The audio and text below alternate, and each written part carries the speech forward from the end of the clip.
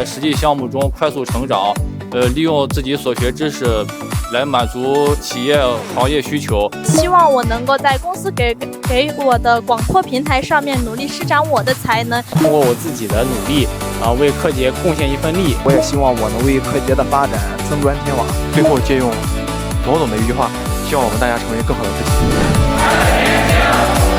己。